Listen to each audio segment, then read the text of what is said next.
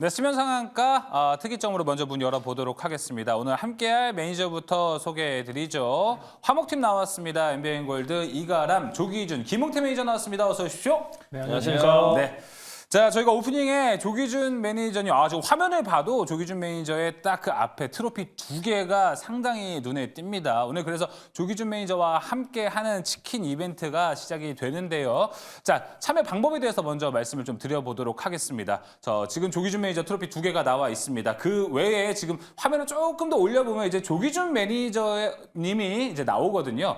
조기준 매니저가 나오는 이 지금 화면, 그리고 앞으로 조기준 매니저님이 나오는 화면을 꼭 이렇게 캡처를 아니면 사진을 꼭 찍어 주셔가지고 샵 2034로 문자를 보내주시는 분들께 저희가 추첨을 통하여 치킨을 보내드리도록 하겠습니다. 간단하게 다시 한번 설명을 드릴게요. 꼭 조기준 매니저가 나와야 되고요. 조기준 매니저를 TV 화면을 통해 사진을 찍으셔야 됩니다. 유튜브를 통해 캡처하시는 건 안 되고요. TV 사진은 TV에 나오는 화면을 꼭 핸드폰으로 찍어서 샵 2034 문자를 보내주시는 분들께 저희가 추첨을 통하여 치킨 보내드리도록 하겠습니다. 많은 참여 바라겠습니다. 자, 이제 화목팀과 본격적으로 특이점 시작을 좀 해보도록 하겠습니다. 자, 오늘 5월의 첫 거래일이 시작이 됐습니다. 그런데 세린 메이라는 말이 다시 한번 좀 느껴지는 하루가 아니었나 이렇게 좀 생각이 듭니다. 이가람 매니저님 오늘 시장 좀 어떻게 보셨습니까? 네, 저는 뭐 지금 세린 메이는 오지 않은 것 같고요. 네. 저는 오히려 약간 좀 바이인 메이가 되지 않을까라는 생각은 여전히 좀 가지고 가고 있습니다. 그리고 뭐 시장 자체는 좀 좋게 풀리고 있지 않나라고 생각이 들고 있어서 저는 5월 달은 이전과 다르게 그리고 또 저번 달과 달리 좀 강세는 좀 이어질 것 같고요. 그 예. 안에서 짧은 좀 단기 매매가 조금 더 많아지는 구간으로 가지 않을까라고 생각하고 있고 그러면서 이제 아마 주도 업종에 나오던 주도 종목이 한번 다시 나올 수 있지 않을까라고 말씀을 드리겠습니다. 알겠습니다. 아직 세린 메이는 나오지 않았다. 오히려 좀 바이인 메이라는 트렌드를 좀 잡아가는 게 중요하지 않을까 이야기를 해줬고요. 사실 5월 세린 메이가 있긴 했지만 그래도 많은 분들이 올해 5월은 좀 다르지 않을까 기대를 했던 부분 중에 하나가 바로 밸류업 프로그램에 대한 이야기. 여기에 대한 기대감이 있지 않았을까 싶습니다. 그런데 기대를 한 게 좀 무색하게 오늘 오히려 좀 실망 매물들이 나온 모습이었습니다. 조기준 매니저님은 좀 기업 밸류업 프로그램을 보면서 우리가 너무 기대를 한 건가? 라고 좀 생각을 하시나요?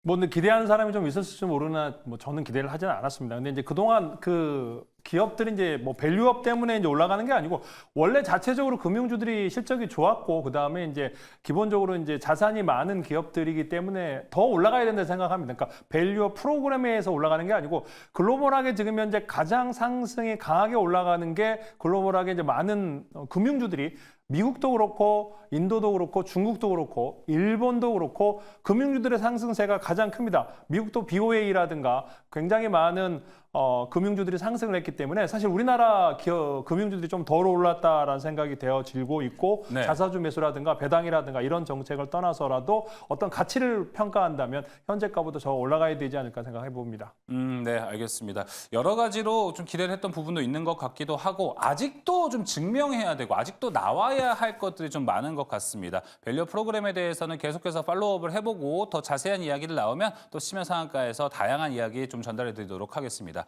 자, 김웅태 매니저님 오늘 또 보면은 외국인들이 계속 뭔가 사주지는 않는 모습, 뚜렷하게 강하게 매수세가 들어오지 않는 모습을 좀 보였거든요. 현재 그 환율도 어느 정도 오늘도 0.44% 내려갔단 말이죠. 그런데 좀 외국인은 왜 지금 코리아를 매수하지 않는 걸까요? 아무래도 아직 불확실성 요인이 강력하게 또 해소가 되지 않았기 때문에 외국인들에 대한 포지션 자체가 아직 무포지션을 가지고 있지 않나라고도 생각이 됩니다. 근데 오늘 시장을 유심히 좀 살펴보면요. 오늘 오전 내내 외국인들에 대한 수급이 안 들어오다가 막판에 조금씩 이제 외국인들이 사들이는 모습을 좀 보였어요. 네. 그렇게 된다라고 하면은 오늘 장은 조금 쉬어가더라도 왜냐하면은 어제 이제 휴일이었고 또 어제 이틀까지 나스닥이 조금 더 조정폭이 나오다 보니까는 오늘은 좀 어느 정도에 대한 방어선을 지지해주는 역할을 좀 하지 않았나라고 보여지고요. 내일부터는 다시 한번 크게 상승하지 않을까라고 기대를 좀 해볼 수도 있겠습니다. 알겠습니다. 또 내일 우리가 어느 정도 기대를 해볼 수 있지 않을까. 과연 그리고 오늘 미장은 어떻게 움직일지도 다양한 좀 관전 포인트가 생길 것 같습니다. 자, 그럼 이제 오늘 첫 번째 특이점으로 들어가 보도록 하겠습니다. 첫 번째 특이점은 또 이가람 매니저가 준비한 특이점인데요. 자, 최근에 시속 게임의 연속이라는 이야기를 제목을 좀 붙였습니다. 어떻게 보면은 업황은 뭔가 살아난 것 같지가 않고 그런데 시장 매크로 분위기는 살아날 듯 안 날 듯 하면서 업황은 또 오히려 좀 엇박자를 타고 왔다 갔다 하는 모습이 있습니다. 그러다 보니까 개인 투자자들이 진짜 투자하기 너무 힘든 시장이 됐고 오히려 빠졌다고 사야 되나? 이게 맞을까라는 좀 불투명한 전략만이 현재 좀 남아 있는데요. 과연 이가람 매니저님은 지금 5월까지 해서 벌써 또 5월도 한 달 지나고 다음 달까지 지나면요. 2024년에 상반기도 어느덧 이렇게 지나가게 됩니다. 5, 6월을 포함해서 그리고 하반기까지는 우리가 또 어떤 전략을 가져가야 될지 이가람 매니저의 특이점부터 먼저 시작해 보도록 하겠습니다. 지금 이 투자 심리가 너무 안 좋지 않습니까? 이가람 매니저님? 네, 맞아요. 아무래도 4월 달이 환율 자체도 원래 좀 많이 올라갔었고 거기에다가 중동반에서 나타났던 지정학적 리스크와 함께 지금 연준 같은 경우도 이제 한겨레는 금리 인상으로 가야 되는 거 아니냐라는 얘기가 나올 정도로 굉장히 좀 불안정했던 게 4월 달이었습니다. 그렇다 보니까 시장에서 뭔가 좀 관망 심리가 굉장히 좀 셌던 것 같아요. 근데 제가 봤을 때는 오늘 FOMC 끝난 내용들, 그다음에 미국 재무부에서 발표됐던 국채 발행 계획을 봤을 때 제가 주장하고 있는 거대로 제가 화요일 날 설명했던 바대로 유동성이 5월 달에 미국 내에서 굉장히 많이 풀릴 것 같습니다. 그게 이제 조금씩은 이제 자금이 들어가는 게 보여준다면 미증시가 좀 상당히 잘 버틸 가능성이 크고 그다음에 이때 주도 업종에서 더 올라갈 거냐 아니면 수급이 퍼지면서 주도 업종은 잠깐 쉬어가고 다른 종목으로 수급이 올라갈 것이냐가 가장 중요할 텐데 이런 게 확인이 되면 국내 심리도 풀리지 않을까라고 생각을 해봅니다. 일단 제가 준비한 자료를 보면서 다시 한 번 더 설명을 드려볼 텐데요. 제가 그러니까 해외 거가 아닌 국내에서의 투자 심리 지표를 좀 가지고 와봤습니다. 보시는 것처럼 제일 끝에 있어요. 제일 끝에서 있는데 얘가 어디 구간에 있는 거냐면 과도한 공포 구간에 있다라고 보시면 됩니다. 보통 미국의 CNN에서의 그리드 앤 피어, 피어인 그리드를 볼 때 그건 이제 보통은 공포 구간에 들어가게 되면 저가 매수의 길을 보고 있고 과도한 탐욕 구간으로 가게 되면 그때는 매도해야 된다라는 지표를 삼는데 지금 코스피 같은 경우는 과도한 공포 구간이에요. 그러면 지금 주식을 살 거냐 말 거냐를 본다면 이것만 딱 놓고 봤을 때 안 사야 될 이유가 지금 전혀 없는 겁니다. 이 상태에서 이제 조금씩 심리가 풀린다가 된다면 만약에 삼성전자가 올라가던 아니면 하이닉스가 올라가든지 에코프로가 올라가든지 알테오젠이 올라가든지 이런 식으로 해서 대표 업종군에서 강력한 상승이 몇 종목이 나타나주기 시작한다면 아마 심리가 굉장히 많이 풀릴 것 같고요. 특히 또 글로브 자체가 증시가 다 같이 올라가는 모습을 보여주고 또 외국인들의 순매수가 찍힌다면은 올라갈 텐데 결국 중요한 건 뭐냐면 올라간 다음에 사는 게 아니고 지금처럼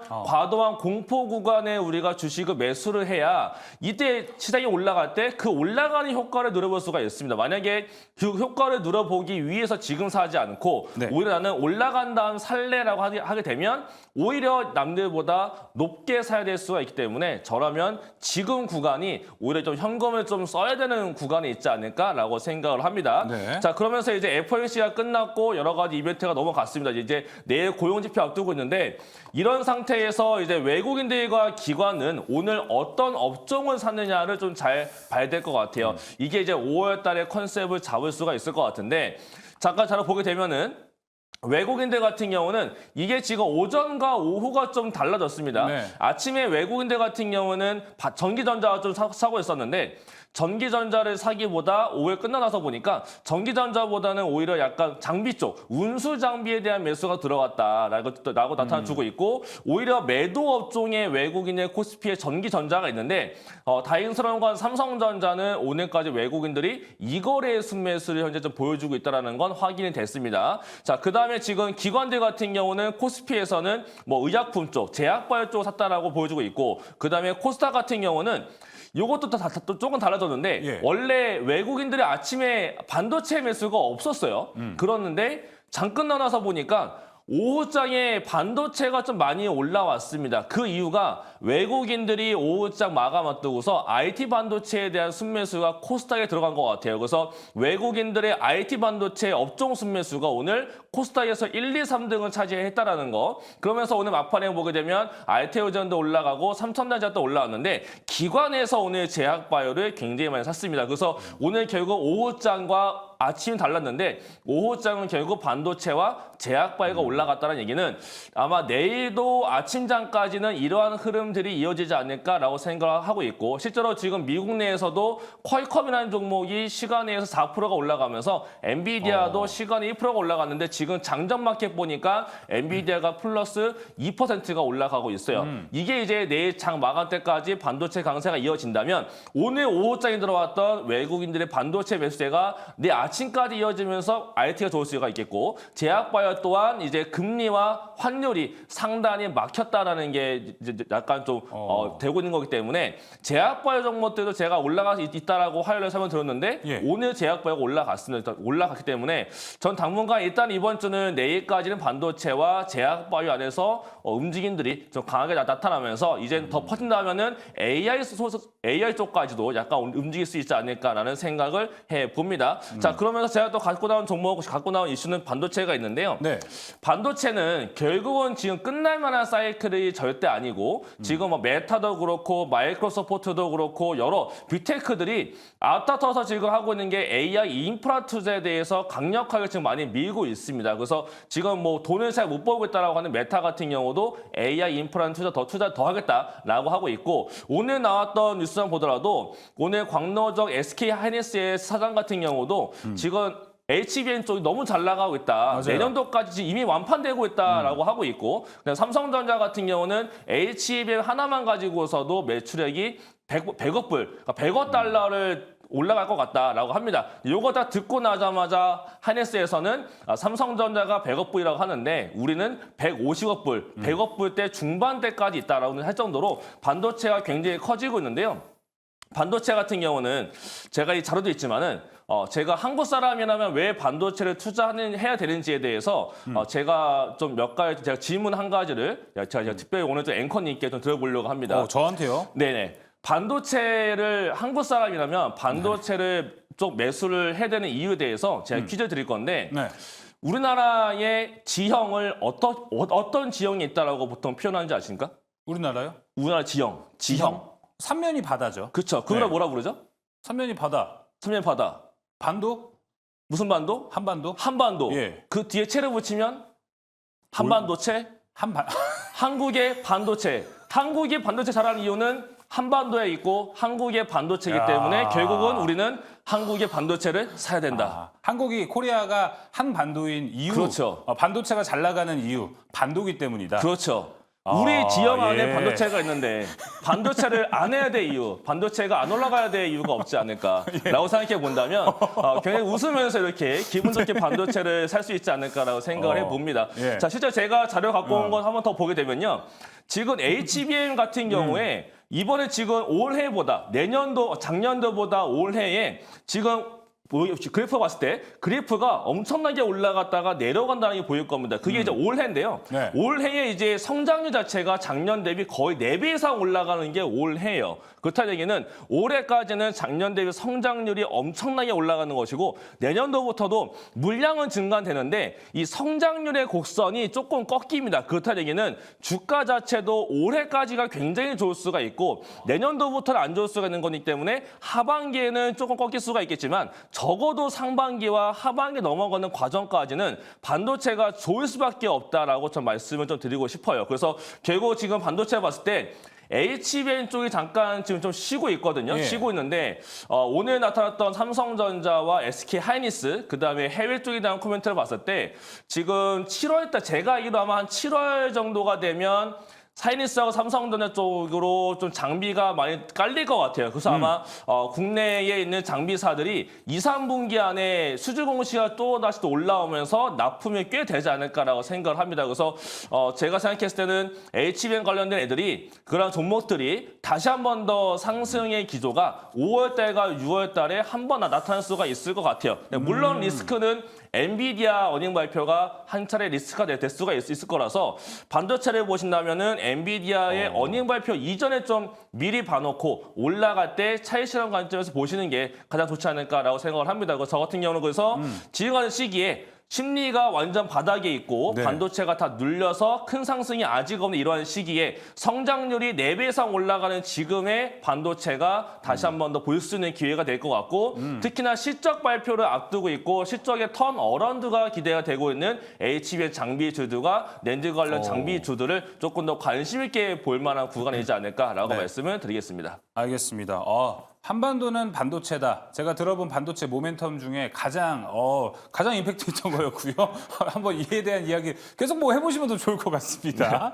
자, 그러면은 아까 이가람 매니저님이 보여주신 자료를 통해서 보면 이제 공포 구간에 있다 보니까 지금은 공포에 매수를 해야 된다. 거기는 이제 반도체와 HBM이 좀 되지 않을까라고 이야기를 해주셨는데, 근데 공포 구간치고 이가람 매니저님 네. 지금 코스피 지수가 2,683이거든요. 그렇죠. 이걸 지금 코스피 지수로만 봤을 때 막 저점이라는 생각은 사실 안 드는 포인트란 말이죠. 그러다 보니까 우리가 지금 지수를 보고 저점을 판단한다 하면 안 되는 구간인가요, 현재가 혹시? 지수를 봤을 때도 사실 지금 막 크게 움직인 구간은 저는 좀 아니지 않나라고 좀 생각하거든요. 네. 왜냐하면 지금 좀 완전 내려갔다가 지금 좀 올라가고 있는 구간이 좀 있고 지금 최근에 올라갔던 거는 밸류 프로그램 때문에 올라갔던 것도 좀 있는 것 같아요. 이제 뭔가 반도체가 움직이면서 올라갔다라고 보기엔 좀 어려울 것 같고 실제로 지금 대표적으로 본다면 삼성전자 봤을 때 네. 삼성전자 같은 경우도 지금 최근에 올라갔다 내려온 다음에 전혀 올라갈 움직임이 없거든요.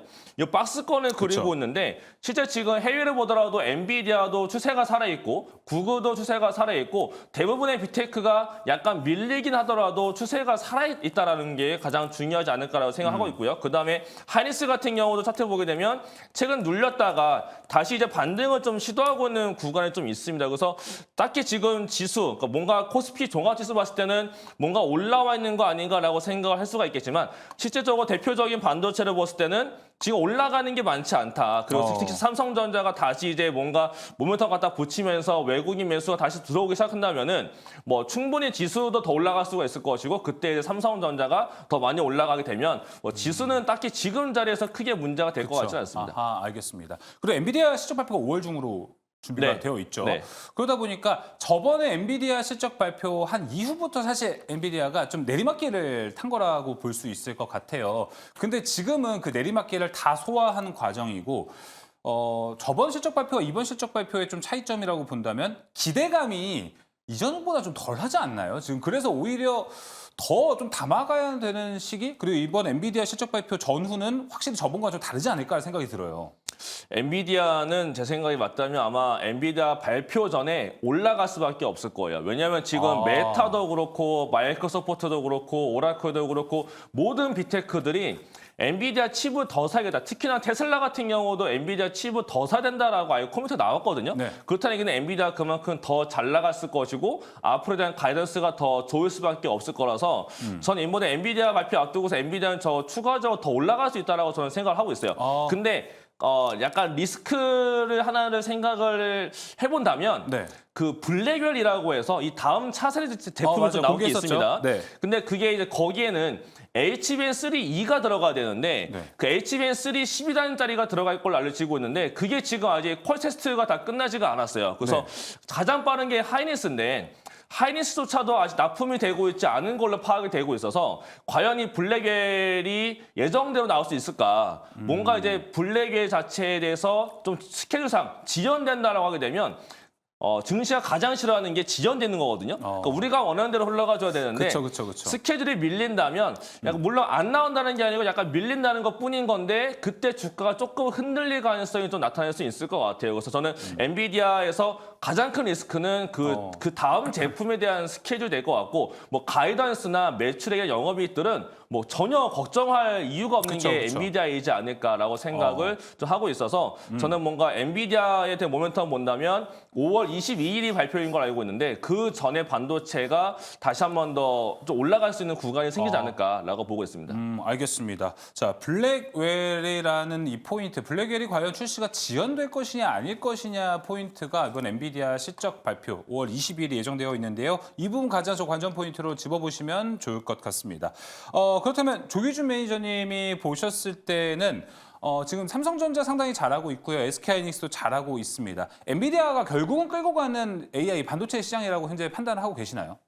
아니요, 그렇게 보지는 않습니다. 그러니까 엔비디아가 뭐 미국 시장 끌고 가겠지만 한국 시장에서 끌고 갔던 종목은 이제 하이닉스와 더불어 뭐 이스페타라든가 몇 종목 외에 이제 뭐 한미반도체라든가 몇몇 종목들의 상승세만 이끌었고 전체적으로 반도체 시장을 끌고 갔다라고 보지는 않습니다. 근데 저는 이제 그런 거보다는 이제 우리나라가 이제 아까 이제 한반도체 정말 화이팅입니다. 네. 네, 화이팅하고요. 충격적이었습니다. 그 얘기를 덧붙여서 저도 이제 이런 얘기를 하고 싶으니까 굉장히 많은 사람들이 이제 주식하는 우리나라 기관도 그렇고 많은 사람들이 투자 심리도 그렇고 자신감이 너무 없는 것 같아요. 그러니까 제가 어제 저번 주 그러니까 화요일 날 말씀드렸더니 글로벌하게 이제 6위의 매출 수출입 실적을 하고 있는데 뭐 거의 10위, 20위권의 어떤 투자 심리 마음을 갖고 있지 않나라는 생각이 들거든요. 그래서 지금 현재 이제 뭐 영국, 이탈리아 이런 나라보다 훨씬 더 위에 있거든요. 수출입. 그러니까 우리나라가 이제 수출입으로 먹고 사는 나라인데 글로벌하게 6위라는 거는 뭐 G7 그 위에 G6라는 얘기인데 그쵸. 그만큼 실적이 좋은 회사 그러니까 나라라는 건데 지금 이제 1분기 때 이제 실적이 지금 나오고 있고 이제 그러면 제가 지금 이제 좀 이따 자료 보여드릴 거는 2분기는 어떻게 될 거냐. 그러니까 지금 현재 2분기 실적이 가장 중요하거든요. 그래서 요게 지금 이제 제가 보여드리는 자료가 4월 1일부터 30일까지 한번 실적을 보시고 1분기 실적이랑 전년 실적이랑 봤을 때 한국이 얼마나 좋은지 주가를 예측할 수 있는 가늠자 역할을 할 거다라는 생각이 들고 제발 투자 심리 자신감 좀 가졌으면 좋겠습니다. 한국 네. 너무 잘하고 있고 수분 건강하다. 기업들 하나하나도 건강하기도 하고 나라 전체도 건강하다라는 생각이 들기 때문에 네. 한번 무역 수지 한번 자료 보시면서 설명드리겠습니다. 네, 알겠습니다. 그러면 그 무역 수지 자료를 조금 이따가 특이점 때 보여주신다는 말씀이신 네네네. 거죠? 네, 알겠습니다. 자, 그러면은 이제 김용태 매니저님 반도체가 사실 연초만큼 뭔가 강하게 가고 있지는 않은데 김용태 매니저 왜 웃으시나요? 아, 네. 저는 반도체 더 뭐 할 얘기 없어서. 아, 그러세요? 근데 오늘 준비한 주제가 또 반도체랑 연관이 되어 있는 거 네, 아니십니까? 그렇습니다. 네. 반도체가 제가 뭐 나쁘게 보는 건 아닌데 예. 한반도체 우리 이갈 매니저 손절할 뻔했습니다. 예, 저도 사실 아까 방송 전에 저한테 오늘 퀴즈 하나 나간다 기대하고 있어라 해서 기사 엄청 읽고 있었거든요. 그런데 이런 문제가 나올 줄은 저도 몰랐습니다. 아무튼 저도 반도체 응원하는데 이거 그 아까 앞서 우리 이가라 매니저께서 말씀 잘하셨는데 블랙웰에 대한 이제 반도체 봤을 때 HBM3 12단 적층이 들어가야 되는데 지금까지 올라왔었던 한미반도체라든지 이스페타시스라든지 뭐 SK하이닉스 특히나 SK하이닉스가 물론 다들 아시겠다시피 HBM3E에 대해서 가장 대표적으로 지금 생산 라인을 가지고 있는데 시장 점유율도 가장 크고 그랬을 때 지금에 대한 성과들에 대한 1분기 실적도 어닝 서프라이즈 나왔듯이 이미 주가가 선반영되어 있지 않았나라는 좀 한번은 의심을 좀 받아볼 필요성도 있고요. 네. 블랙웰에 대해서는 12단 적층이 들어가야 된다라고 말씀을 잘 하셔가지고 저도 거기에 대해서 거기에 이제 12단 적층이 나올 양산을 하려면은 아직 좀 한참 남아있다라는 거죠. 그렇게 된다라고 하면 지금에 대한 반도체 시장 업황은 좋지만 HBM3E에 대한 12단 적층에 대한 양산 시점이 좀 늦어졌을 때는 네. 실적에 대한 이제 선반영 끝나고 기간 조정 이후에 지금 HBM을 담아내는 것보다는 조금 같은 섹터 내에 있는 뭐 CXL이라든지 아니면 다른 뭐 유리기판이라든지 아니면 DDR5 이런 쪽에 대한 모습들에 대한 움직임들도 분명히 나올 거기 때문에 그런 시각을 좀 한번 돌려보는 건 어떨까? 왜냐하면 지금 워낙에 다 높게 그쵸. 올라와 있기 때문에 지금에서 신규 접근하는 건 좀 다소 좀 부담스럽고 지금에서 반도체를 뭐 더 간다라고 말씀하시는 분들은 이미 저점에서 매수하고 기다리고 있는 분들이에요. 수익을 극대화하기 위해서 다 긍정적으로 평가받고 있는데 다 팩트만 놓고 봤을 때 지금에서 접근하기는 조금 부담이 되니까 물론 조정 받고 나서부터 충분히 접근해도 늦지 않습니다. 그래서 저도 물론 반도체를 이제 가지고 있긴 하지만 저도 아직은 HBM에 대해서는 이미 한번 실적 발표하고 이미 선반영이 주가가 반영했기 때문에 분명히 한번 단기적으로 짧게나마도 조정 나올 수 있을 구간이 나오니까요. 그 점을 역이용해서 섹터 내에서 순환매 돌 때 움직이는 종목들. 오늘도 역시나 마찬가지로 시간에서 움직였던 반도체 종목들이 있었기 때문에 그런 섹터들을 한번 눈여겨보면 어떨까라는 생각이 듭니다. 알겠습니다. 그럼 최대한 이제 뭐 HBM 쪽으로 HBM을 빼고 많이 올랐으니까 그 외에 뭐 CXL이라든지 유리판, 반도체 내에도 테마들이 엄청나게 많기 때문에 거기 안에서 좀 다른 기회를 찾아보자. 이것도 어느 정도 투자 포인트에 도움이 좀 될 것 같습니다. 그 외에 좀 이가람 매니저님, 네. 엔비디아 실적 발표 말고 네. 5월 아니면 좀 이제 6월 사이쯤에 반도체 좀 큰 트리거가 될 수 있는 이벤트가 또 뭐 준비된 게 있나요, 좀? 퀄컴 이벤트도 있고요. 그다음에 구글 쪽도 있고, 그다음에 가장 큰 건 아무래도 애플의 개발자 컨퍼런스가 되지 않을까. 예. 이제 아마 애플의 개발자 컨퍼런스 때 아마 온 디바이스 AI 관련돼서 좀 코멘트가 나타나게 된다면 결국 이제 온 디바이스 AI 쪽인 거라는 얘기는 뭐 소켓 러버, 결국 이제 포거핀이나 약간 테스트 핀 관련된 종목들이 다시 한 번 더 뭔가 좀 모멘텀이 생길 수 있을 것 같거든요. 예. 그래서 아마 일반적인 종목들보다도 모바일향 관련된 뭐 테스트하는 업체들 그런 것들은 이제 애플의 개발자 컨퍼런스 앞두고서는 좀 담아가면 좋지 않을까라고 좀 말씀드리겠습니다. 알겠습니다. 추가적으로 반도체 쪽에서는 어디에 좀 그래도 힘을 실어주세요? HBM 쪽 수율을 위한 섹터? 길게 본다면 지금은 수익 관련된 장비 투자들은 모아가기 좀 좋은 구간이 있고요. 또 단기적으로 본다면 낸드의 가동률이 어쨌든 올라가고 있는 구간에 있어서 SSD가 많이 올라왔거든요. 네. 저는 그다음에 이제 결국은 지금 이번에 제가 알기로 1분기에 턴어라운드가 될 게 낸드 관련 장비가 꽤 많은 걸로 알고 있어서 예. 1분기 쪽을 본다면 이번 달 한 보름 정도 노려보신다면은 뭐 테스나 이런 뭐 테스와 같은 그러니까 뭐 이런 약간 낸드 관련된 모멘텀이 있는 네. 그런 장비 쪽으로 보시는 것도 좋을 것 같습니다. 알겠습니다. 그러면은 이제 조금 간략하게 얘기를 해보면 이가람 매니저는 그래도 HBM 기존에 강했던 반도체 쪽에서 시세가 나올 수 있다라고 얘기했고, 김용태 매니저님은 오히려 그쪽을 피하고 좀 새로운 섹터를 보는 것도 좀 괜찮다라고 이야기를 했는데, 가운데 이제 조기준 매니저님이 캐스팅 보트를 쥐고 계십니다. 둘 중에 좀 어디가 5월엔 더 승리할 가능성이 높다고 보십니까? 저는 반도체는 그러니까 유리기판도 되게 이제 그 전에 제가 추천드렸었고 네. 앞으로 더 괜찮다 생각을 합니다. 그래서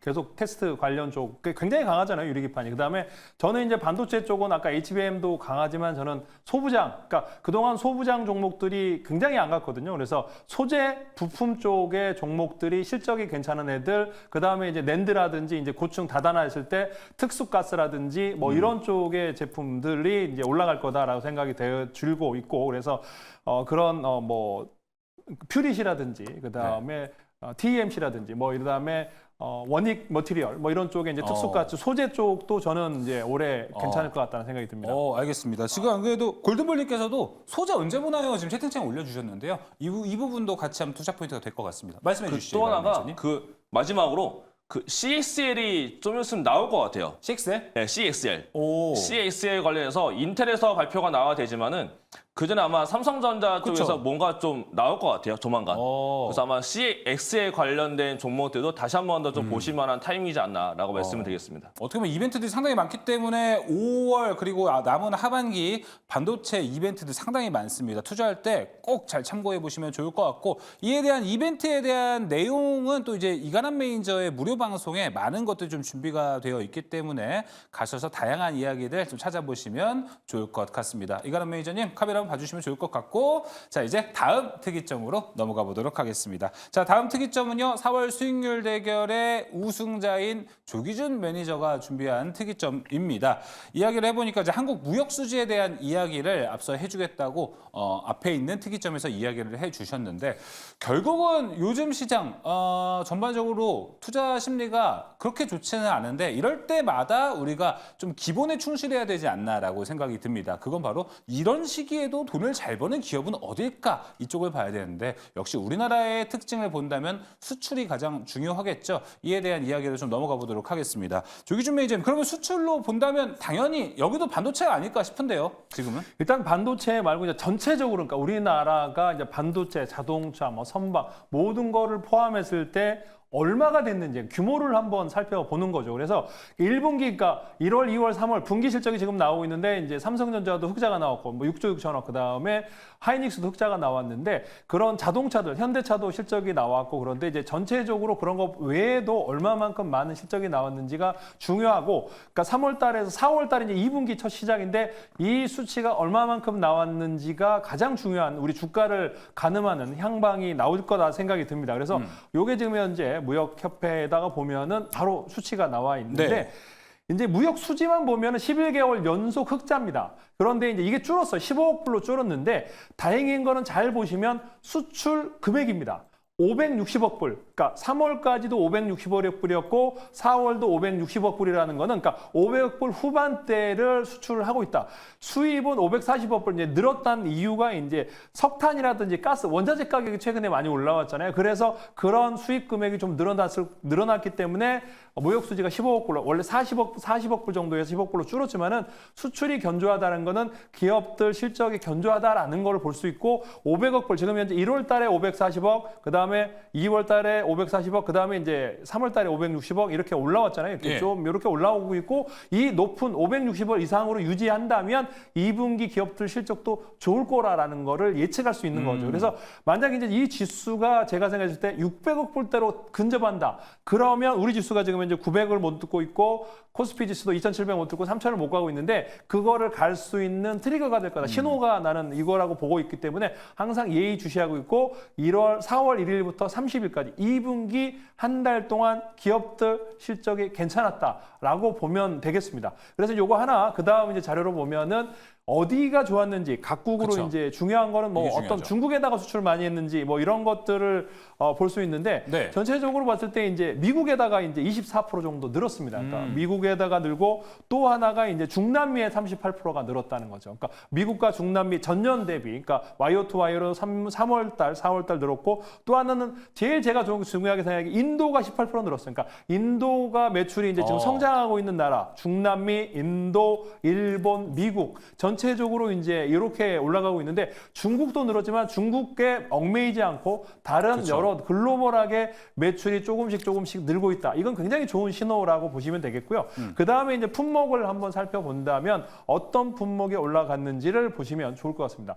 뜻밖의 이제 컴퓨터가 굉장히 많이 올라왔어요. 그래서 컴퓨터부터 시작해서 반도체, 그 다음에 이제 SSD, 예. 그 다음에 바이오헬스도 이렇게 올라와 있습니다. 그래서 석유화학 제품이 전년비 19%, 석유화학 12%, 그러니까 석유 제품이 19%, 석유화학 제품이 12% 늘었다라는 것도 참고하시면 될 것 같고 CDMO, 그 다음에 바이오헬스도 최근에 굉장히 많이 늘어나고 있다라고 보시면 되겠습니다. 2차 전지는 좀 더 줄었다고 보시면 될 것 같은데 예. 위로 상승하고 있는 게 이제 OLED부터 시작해서 바이오헬스도 여기에 보시면 플러스 나 있는 거 확인하시고 SSD, 그다음에 컴퓨터, 반도체, 석유 제품, 디스플레이, 그다음에 석유화학, 통신기기, 자동차, 가전. 그러니까 견조하게 전년비 꾸준하게 올라오고 있다라는 측면으로 보시면 될 것 같고 그래서 이런 수치가 앞으로도 4월 달, 그러니까 2분기의 첫 시작을 잘 했으니까 이제 5월, 6월도 괜찮을 것 같다라는 생각이 들고 우리 자신감을 갖고 네. 한반도, 그다음에 아까 바이오헬스, 컴퓨터, 반도체 저는 상승할 거라고 보고 있습니다.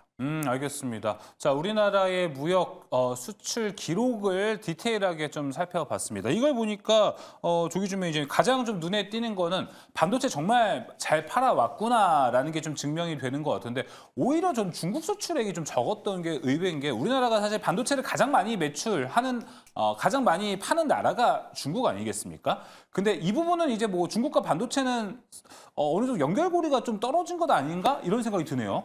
그러니까 미국에서 지금 이제 그 하이엔드 관련해서 이제 중국 수출을 제한하고 있잖아요. 그러니까요. 그래서 이제 장비부터 시작해서 반도체 수출이 줄고 있고 그게 이제 줄어든 것만큼 아까 인도라든가 뭐 중남미라든가 미국의 매출이 늘어나고 있다라는 건 네. 굉장히 긍정적인 신호라고 보시면 될 것 같고 그래서 앞으로 이제 아까 그 어떤 자동차 반도체만 늘어나는 게 아니고 그 외 여타 품목들도 전반적으로 좋아지고 있다는 건 우리나라가 무역 실적이 견조하다, 그러니까 건강하다라는 측면으로 보시면 좋겠습니다. 알겠습니다. 그럼 아까 이제 이가람 매니저가 처음에 했었던 특이점을 보면은 공포 구간인데 지금 공포에 사야 되는 시기다라고 이야기를 했었거든요. 조기준 매니저, 그럼 지금 어떻게 보면 투자 심리만 안 좋지 업황은 되게 좋은 거네요. 투자 심리도 사실은 좋은 거죠. 그러니까 우리나라의 네. 미국인, 그러니까 외국계 지금 현재 올해부터 뭐 거의 20조를 매수하고 나서 주식을 팔고 나가지는 않았습니다. 전체적으로 이제 파생 상품에 의해서 해지 정도 했을 뿐이다. 그러니까 프로그램 매도에 의해서 금융 투자가 최근에 엄청나게 많이 팔았다. 그러니까 우리 적은 내부에 있다. 그러니까 외부에 외국인들이 있는 게 아니고 금융 투자라든지 그다음에 개인들 투자자들이 이제 심리가 안 좋기 때문에 지금 이제 주식을 팔아서 비트코인을 사고 해외 주식을 사고 이런 상황이 아닌가 생각이 드는데 한국의 주식 엄청나게 좋고 밸류업이 아니더라도 충분히 저평가되어 있는 기업들이 너무나 많다라는 자신감을 좀 가졌으면 좋겠다라는 생각이 듭니다. 알겠습니다. 확실히 투자에 좀 자신감을 가져야 되는 시기가 아닐까 싶습니다. 그럼 김우태 매니저님 이렇게 수출입 지표가 항상 나오면은 이야기가 항상 나오는 게 그래서 반도체가 제일 많이 팔렸어, 자동차가 제일 많이 팔렸어. 우리나라가 제일 잘 파는 품목들의 순위인데 이번에 자동차가 아까 보여준 자료에서는 그렇게 좀 돋보이진 않았는데 아무래도 우리나라 이번에 1위가 반도체고 2위가 자동차인 걸로 제가 알고 있습니다. 근데 시장에서는 특이하게 반도체가 가면 자동차가 잘 둘이 동반 상승하는 경우가 없거든요. 그러다 보니까 김우태 매니저님은 오히려 반도체에 대한 거 말고 다른 아이디어를 심는다면 지금 자동차 괜찮은 시기라고 보십니까? 이 자동차도 저는 수출 통계를 본다라고 하면은 가격이 워낙에 자동차는 비싼 품목이다 그쵸. 보니까요. 그렇게 따졌을 때 어느 게 더 잘 팔리냐라고 놓고 본다라고 했을 때는 가격 대비 본다라면은 자동차를 이길 수가 없어요. 네. 그냥 이제 사용량에 대한 따라서 이제 어느 정도에 대한 비율로는 놓고 보는 건데. 근데 뭐 자동차도 지금에 대한 시장 자체가 조금 아리까리하는 게 네. 자동차에 대한 이제 영업이 실적이 다 좋습니다. 좋은데 나쁜 거는 전기차 시장 쪽으로만 너무나 시장이 치우쳐져 있다 보니까는 이게 2차 전지를 엮여 있다 보니까는 잘 못 가고 있는 모습으로 보면 될 것 같아요. 근데 전반적으로 실적 놓고 보면 자동차 부품주도 굉장히 좋거든요. 네. 왜냐면 이번에 현대차, 기아차가 실적이 워낙에 좋게 나왔는데도 불구하고 이제 뭐 저PBR로 이제 묶이다 보니까는 못 가고 있는 모습인데 저는 반도체도 괜찮지만 자동차들도 나쁘지 않다라고 봅니다. 워낙에 또 납품가대가 컸기 때문에 네. 자동차 부품들에 대한 움직임들도 조만간에는 이 반도체에 대한 마찬가지로 좀 조정 구간이 나오면은 그 수급 자체가 다시 한번 2차 전지 또는 반도체 아니 자동차 쪽으로도 한 번은 또 쏠려 가능성이 있으니까요. 뭐 보유하신 분들이라면 저라면 뭐 손절하는 것보다는 좀 장기적인 관점으로 좀 가지고 계셔도 나쁘지 않을 거라고 봅니다. 아무래도 지금은 그러면 좀 2차 전지가 워낙 안 좋다 보니까 거기에 따른 밸류를 자동차가 좀 거기도 좀 엮여 있다 보니 밸류를 확실하게 좀 받아가기가 어렵지 않은 건가 좀 생각이 드네요. 이가람 매니저님 그러면 아까 일본 쪽으로 수출이 엄청나게 또 많이 늘어났더라고요. 이 부분은 우리가 화장품이라고 해석을 해야 되는 건가요? 화장품 같은 경우는 일본도 있고요. 일본도 있고 중국도 있고 지금 미국도 있거든요. 실제로 지금 데이터를 보게 되면 미국에 대한 데이터가 화장품이 굉장히 많이 올라간 게 확인이 됐어요. 네. 그리고 이번에 1분기 때 보게 되면 달러 원 환율도 굉장히 많이 올라왔잖아요. 실제로 지금 하이닉스하고 삼성전자 컨퍼런스 콜 들어보더라도 이 달러 원 환율이 올라간 거에 대한 효과를 봤다라고 코멘트 나왔었거든요. 네. 아마 그렇게 되면 이제 시가총액이 작은 이제 인디 브랜드를 갖고 있는 화장품 종목들이 이번에 많이 올라갔던 이유가 결국은 실적에 대한 기대가 다시 붙은 것 같아서 네. 화장품 관련된 것에 대해서는 이미 화요일날 한번 좀 다뤘었는데 그때도 제가 화장품 좋게 본다라고 표현을 드렸었고 오늘 같은 날도 본느나 이런 약간 중소형 종목이 많이 올라갔었거든요.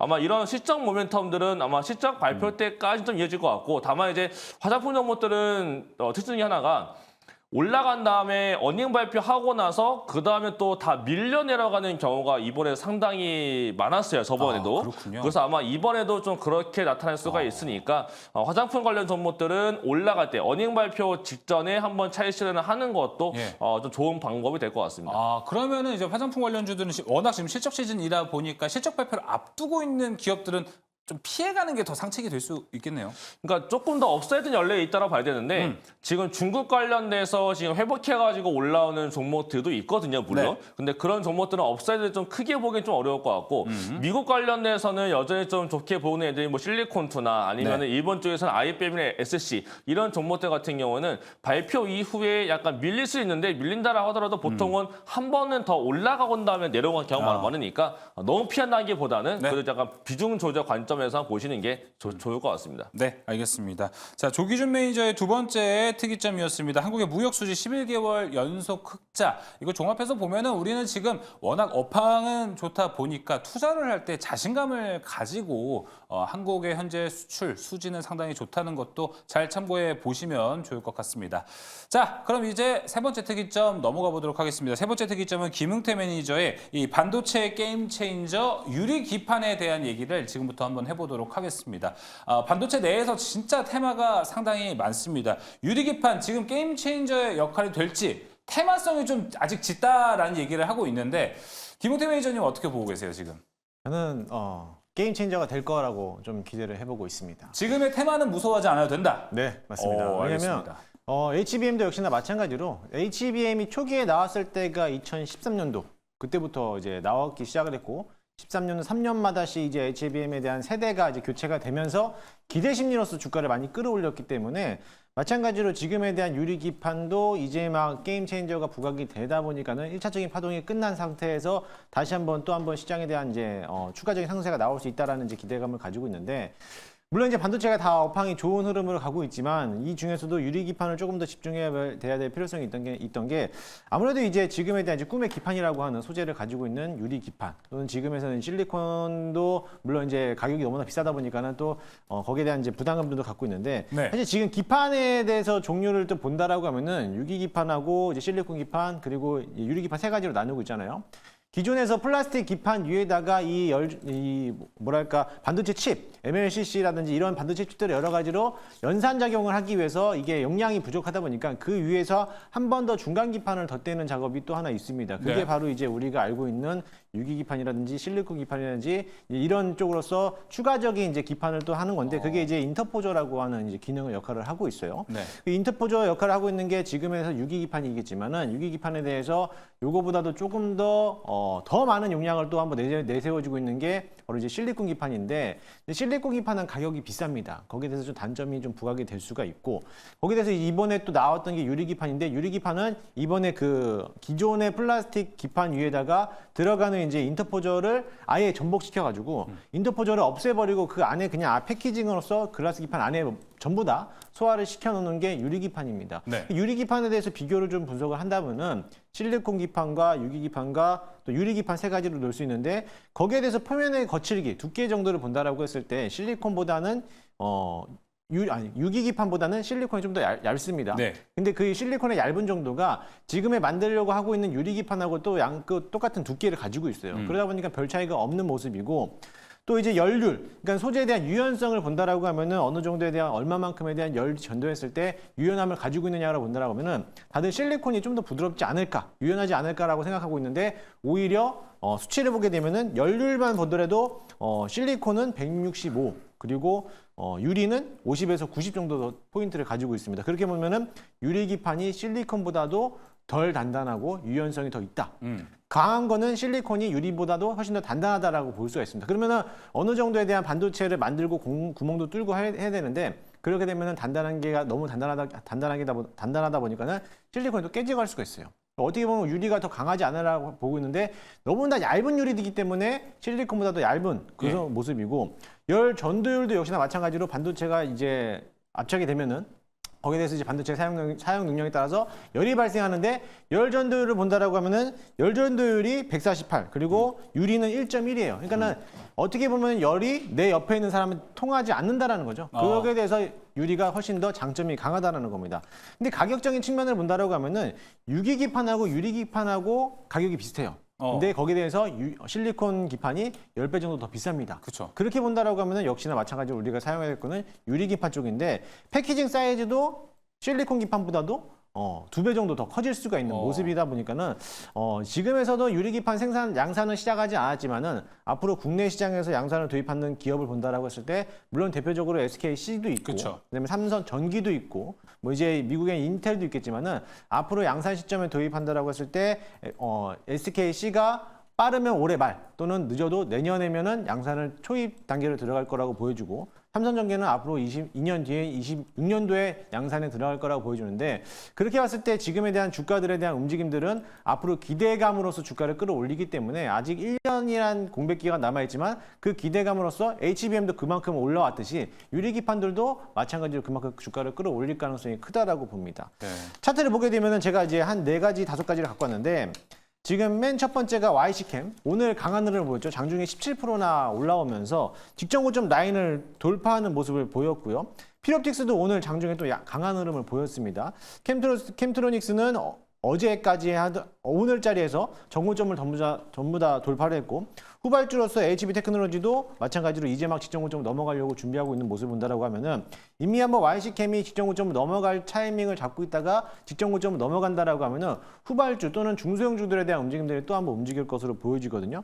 오늘 CNG 하이테크 같은 경우는 오늘 시간에 상한가를 들어갔어요. 그래서 네. 아마 2만 원을 한번 찍고 내려왔기 때문에 이 종목들도 내일 자리에서 한번 2만 원 돌파하지 않을까라는 기대를 해보기 때문에 이런 종목들도 있겠지만 중소형 종목들도 역시나 마찬가지로 그쵸. 후발주로 움직여주고 있기 때문에 왜냐하면 지금 HBM이 한미반도체가 필두로 해서 HBM이 한미반도체가 신고가를 넘어갔을 때 HPSP, 그다음에 주성 엔지니어링, 그다음에 뭐 PSK 홀딩스 이런 종목들이 후발주로서 이제 시간 격차를 나누면서 신고가를 경신했거든요. 그런 마찬가지로 지금에 있는 유리기판에 대한 사이클이 움직임을 본다라고 하면은 YC캠이라든지 필옵틱스가 신고가를 넘어서 간다라고 하면은 후발주들도 당연히 시간차 격차를 두고 또 한번 주가를 한번 이끌어가지 않을까라는 기대를 해보니까요. 네. 유리기판들도 관심 있게 보시면 좋을 것 같습니다. 알겠습니다. 자, 꿈의 기판이라고 불리고 지금 우리가 살아가는 AI 반도체에 있다면 아무래도 이쪽의 사업 패러다임을 바꿀 수 있는 소재가 되기 때문에 지금도 테마성으로 잘 움직이고 있는 유리기판입니다. 오늘 시장에서도 많이 움직였는데 저는 유리기판 하다 보니까 같은 어디 기판에 들어가잖아요, 매니저님. 네. 그러다 보니까 유리기판이 이제 제대로 출시가 됐다라고 하면 우리가 뭐 기존에 알고 있던 기판 PCB 업체들 있죠. 네. 대덕전자, 뭐 심텍, 코리아서킷까지 포함해서 그쪽들은 밸류가 그만큼 뺏기는 건가요? 그만큼 뺏기겠지만 들어가고 있는 반도체 안에 들어가는 소재가 같이 한번 연결되기 때문에 죽지는 않을 거고 단기적으로 이제 세론으로 나올 수 있겠지만은 유리기판 올라갈 때 그런 종목들 기판을 만들고 있는 플라스틱 재질 만들고 있는 기판들도 같이 동반 상승할 거라고 보면 됩니다. 예를 들어서 지금 HBM이 올라간다라고 하면은 그러면 CXL은 죽어가나요?라고 얘기하는 거랑 똑같은 거거든요. 그렇기 때문에 어차피 시속 게임이 나오듯이 똑같은 업종 내에서 사이클이 돌아가기 때문에 그런 쪽으로는 크게 걱정하지 않으셔도 될 것 같습니다. 혹시나 뭐 기판, 즉 PCB를 만드는 회사에서 우리도 유리기판 하겠다 이런 걸 좀 기대해 볼 만한 뉴스가 되나요? 당연히 될 수가 있는 게 지금 SKC에서도 역시나 마찬가지로 이제 미국에다가 앱솔릭스에 대한 공사를 하고 있고 설립을 했잖아요. 거기에 따라서 유리기판에 대한 소재를 지금 준비하고 있는 단계인데 거기에 따라서 만약에 유리기판이 우리가 원래 10년 전부터는 인텔이 먼저 들어간다라고 먼저 작업을 했는데 아직까지 멀었죠. 인텔 같은 경우는. 근데 지금에서는 인텔을 꺾어서 우리나라가 먼저 기술 도입을 한다라고 하면은 글로벌 시장에서 시장 점유율을 당연히 1등을 할 수밖에 없기 때문에 그런 측면으로 모멘텀을 본다라고 하면 당연히 이런 기판에서는 업황이 더 좋지 않을까 기대를 해볼 수도 있습니다. 기판 섹터 자체에 대한 기대감도 혹시 유리기판의 투자 인기가 더 올라가면은 거기에 대한 수혜, 기대감도 좀 같이 올라가지 않을까 싶습니다. 자, 그럼 이제 세 분께 유리기판과 관련해서 공통 질문을 좀 드리도록 하겠습니다. 자, 먼저 조기준 매니저님 먼저 가보도록 할게요. 지금 유리기판 보면은 대형주가 있고 중소형주가 있거든요. 조기준 매니저님이라면 지금 어디를 먼저 보시겠습니까? 뭐 SKC나 삼성전기가 있는 대형주 아니면은 뭐 필옵틱스, 캠트로닉스, YC캠이 있는 중소형주 어디가 좀 더 낫다고 보십니까?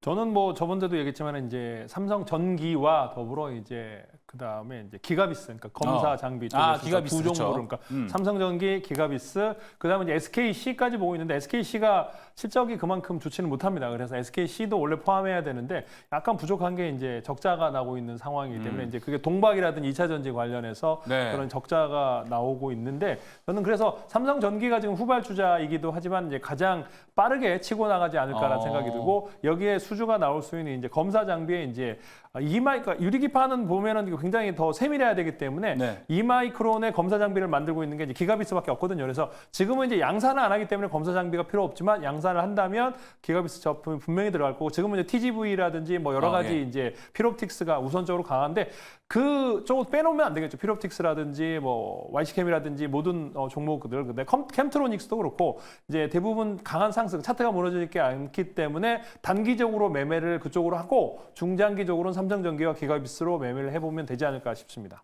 알겠습니다. 자, 이어서 이가람 매니저님은요?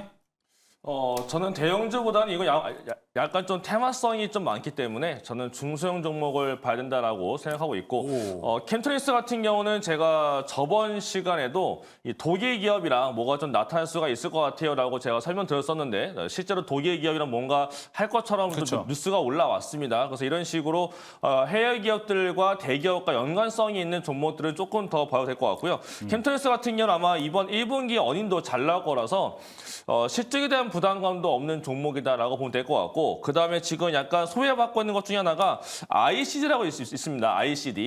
ICD라는 종목은 물어보니까 다른 종목들은 이제 기판 관련 글라스코어 기판 관련해서 기대감만 있다라고 알려지고 있는데 ICD 같은 경우는 실제 이제 매출이 곧 나올 거라고 합니다. 그래서 아마 물론 물량이 아직 크지 않기 때문에 공시까지 안 나오고 있는 걸 알고 있는데 글라스코어 기판 관련해서 실제로 지금 사업이 되고 있는 거는 ICD가 있다라는 것만 참고하면 더 좋을 것 같고요.